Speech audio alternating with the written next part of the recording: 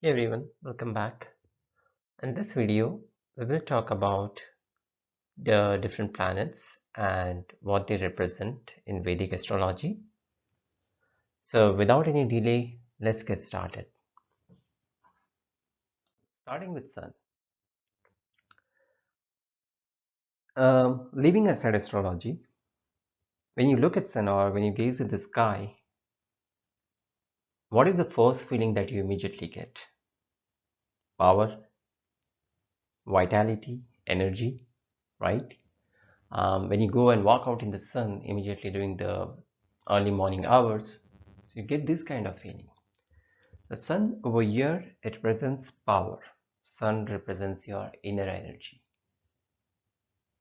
Sun represents head. It can be head of the government. It can be um, head of your company, head of the school. It also represents king. So in the good olden days, used to have king and all those kind of systems. It used to represent kings.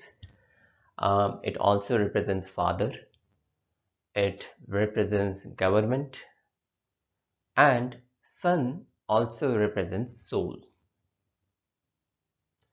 So if sun is aspected, then you might have to work on your spiritual side a lot.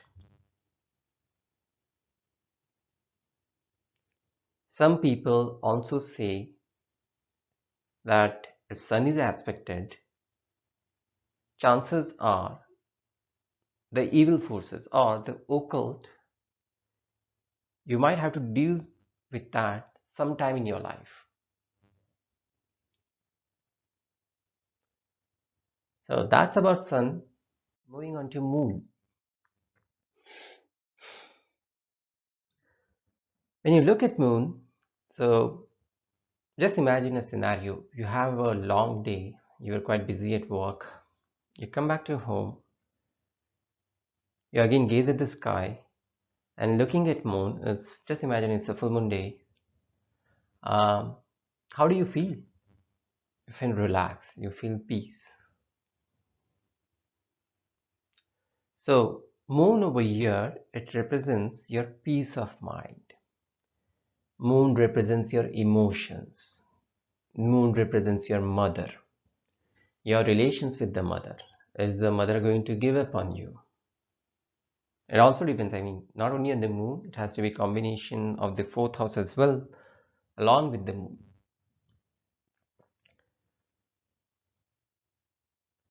And emotions.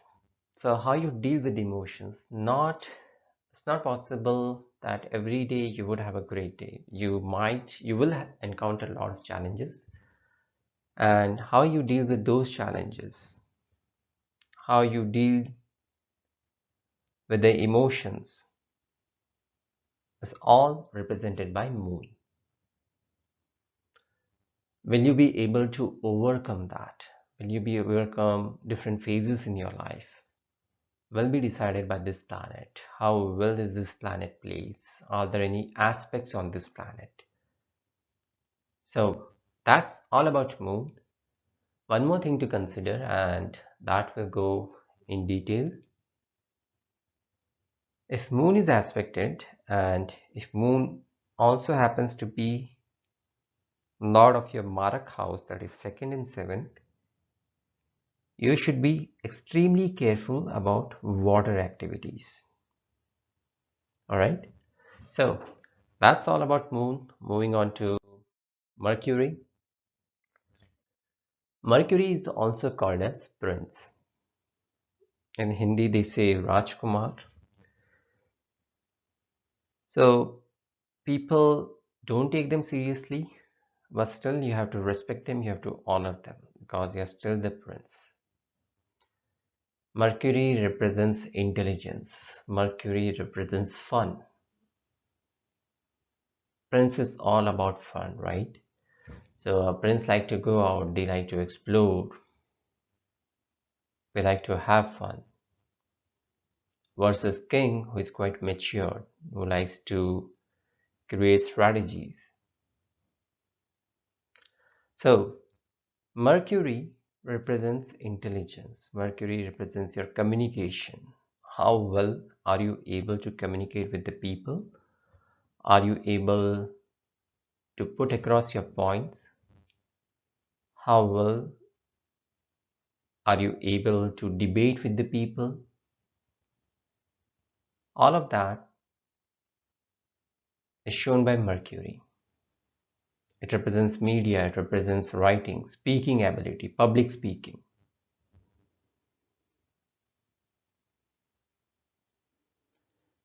So some of the actors who do mimicry, who are great in, say, speaking. So some of them are quite famous because of their speaking abilities. Those kind of guys are, as an example, President Barack Obama. He was known for his speaking. He was known for his public speaking. That is seen via Mercury. Now, Mercury over here also represents your lust. It shows your thought process. During a day, how much time you think about sex, how much time you think about all the lustful activities. That is shown by Mercury. All right. About Mars, Mars represents your courage. It represents your willpower. When you see people in police force, in army, all of that is being shown by Mars. Mars is an army general. It doesn't like to be alone. It likes to be among people and lead them. It's an army general.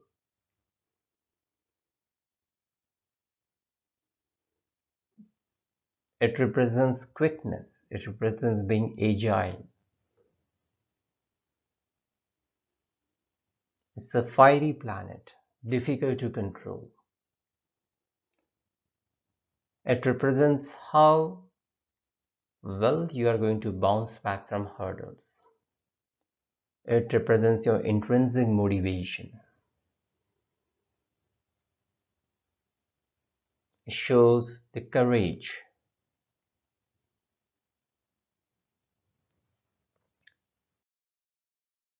Going on to Venus. Venus represents the females in your life. It can be your wife, it can be girlfriend. All of that, and the say wife or girlfriend you're going to attract, that's represented by Venus.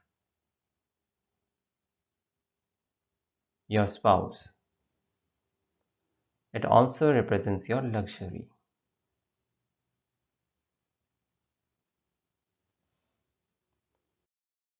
Moving on to Jupiter. So Jupiter is also called as Dev Guru, and Venus is called as Daitya Guru.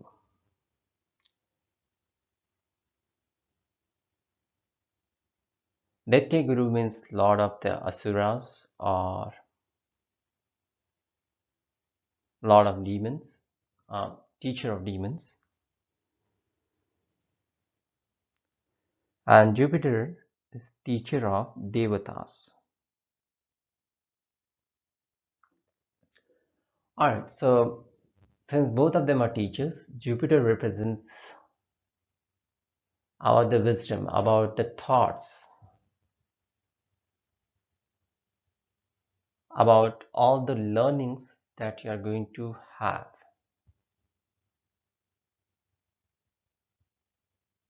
It represents the potential on how much you can learn and your inclination towards a particular subject. Now, depending on the aspects, depending on how well Jupiter is positioned, interest may vary. You might be interested in some not so great subjects that people usually don't do, or you may be interested in subjects that as a part of your personal development, how you can grow, how you can make the society grow. So all of that can be seen via Jupiter. Now that doesn't mean that Jupiter over here represents how much money you are going to earn. That will be represented by Saturn, that we are going to see in some time. So Jupiter represents all the learnings that you're going to have, because of which it will give you a scope to earn. Moving on to Saturn. Saturn represents your uncle. Saturn represents your boss, your relationship with the boss. Is the boss going to like you? Are you going to be credited for the work that you have done? Or is the boss going to demean you? Is going to be a hurdle in your promotions? So all of that will be represented by Saturn. Saturn also represents the good and bad deeds of your this life and your past karmas.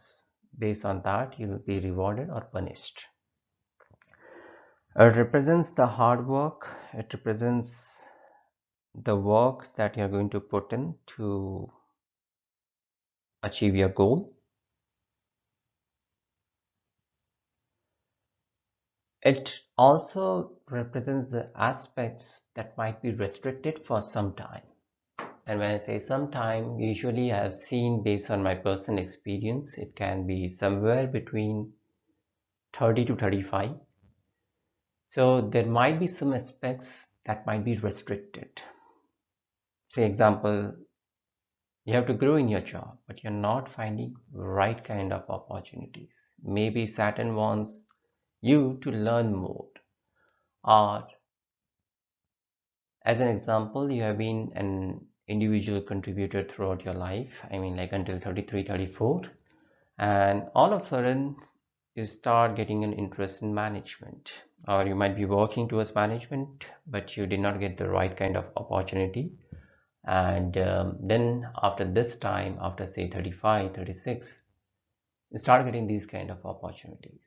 So in a way, Saturn has restricted this aspect, like moving into management or becoming a businessman for some time. Now it also represents, as I said, the finances, the amount of money that you're going to save. It's all directly proportional to the good deeds and the bad deeds.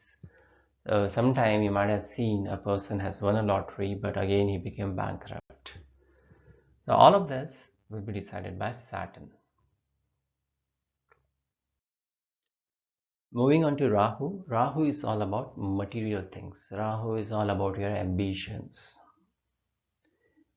They are also called as shadow planets. It's the north node of Moon. So Rahu over here represents your ambitions. The house that it is placed, say if it is in your karma sthan, it's in your 10th house, that shows a person will be obsessed with his career. Most of their time, they are going to spend on their careers. They might neglect family duties, and but at the end of the day, all they want is, hey, I want this name, fame. I want everyone to recognize me. I want to create a name for myself. And Rahu represents your all the materialistic things. Say I have Corolla right now, but I want to go out and buy BMW. I want to go out and buy a Tesla. So all of that material things, if I'm right now not happy in my current home, I want to buy a bigger giant home. I want to buy a mansion, or I want to buy an island. So all of that will be represented by Rahu. Ketu makes you disinterested in relation with the house that it's placed in. As an example, if Ketu is placed in 4th house, this person will not have a good relation with their mother. Either the mother gives up on them, or they give up on their mother. But for sure, the relations will not be stable. Chances are they might not be, even if they have properties, they won't enjoy a lot in the house. And even if they are in the house, they're always thinking about outside.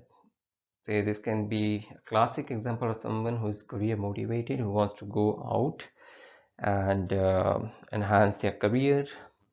Can be a salesman. They're not finding peace of mind at home, and they say like, hey, work is everything for me. I want to go out. I want to do all this sales and meet my target. So Ketu is all about making you disinterested in the house it is in. And that shows because you have already seen that as a part of your past life. And hence the reason that you are no longer interested in exploring more for the house it represents. So that's all about planets and what they represent. If you like this video, as I say in all the videos, please do not forget to like, share and subscribe. And if you have any comments, please enter into the comment section below. With that, thanks, and see you in the next video.